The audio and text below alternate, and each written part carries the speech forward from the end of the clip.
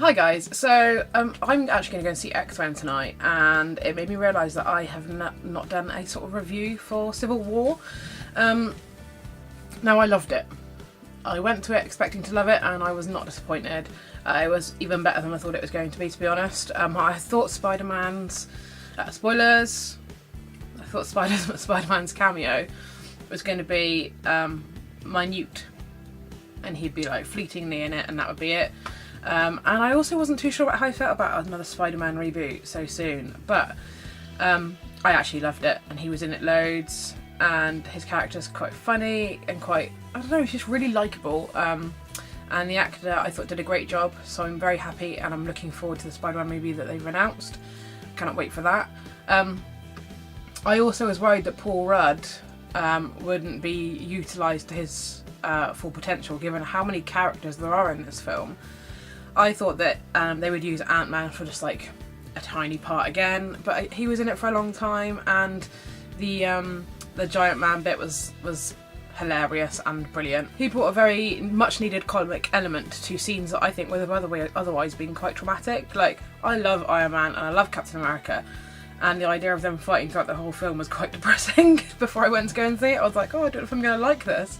Like, it's going to be an awesome film, but I feel like I'm going to end up being quite sad about it. And it was, in a way, like there were some parts of it that was like, oh no, be friends, be friends. But, you know, in the worst part, when all of these people that are supposed to be a really good team, they're all going up against each other, I felt like Giant Man and Spider-Man kind of brought the mood a bit light, made the mood a bit lighter. It was alright. I felt okay. I didn't feel the need to have a weep during the film about that fact that all my favourite characters were all fighting amongst themselves.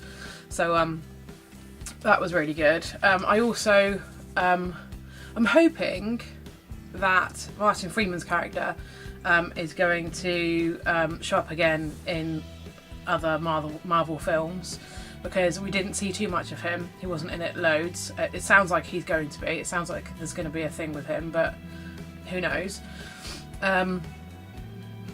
Daniel, forgive me, Brühl, is it? I've never learned how to say his name. I'm going to assume it's Daniel Brühl. I could be wrong. He's great. I knew he'd be great. I've seen him in a number of films and loved him in every one. He seems very versatile, and I thought he did a very good job of fitting into that universe without having all the powers and songy dancey nature of a lot of the characters. So I think, despite the fact that he's like I say, he's not got loads of powers, he made himself quite the enemy, and a good one, quite a good villain at that. So I was very happy with him. Who else did I want to talk about? Crossbones. Again, Funko, you've sort of confused me. They did it with Aquaman in Superman vs Batman vs Superman even, and I thought Aquaman was going to be in the film loads, and again it was a tiny little part. And the same goes for Crossbones. They've made three Crossbones pops, and he's really not in the film for very long. He's in it for like 5 minutes. That's it, I think. Probably his screen time is probably even less than that, but for 5 minutes of the film he is in the film, and the rest of it he is not. And I mean, I know he was, Frank was in obviously the last movie, but as Crossbones, 5 minutes. Why have you made 3 pops out of that? I don't understand Funko sometimes. I know they want to make money, and I could have understood them making 1 pop, but I don't think we needed the variants considering how little he was really used. So that's my 2 penneth, I'm afraid. But yeah, I think overall, I don't need to talk about all the characters that everyone knows and loves, because you know who they are. You know what you think of them.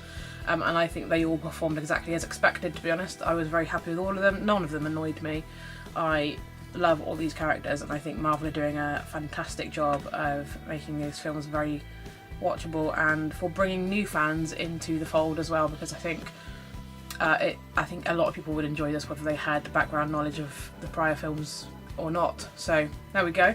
That's my little rundown on it for you. You may well have already seen it by now. If you have, let me know what you thought of it. But in the meantime, take care, and I will see you soon. Bye for now.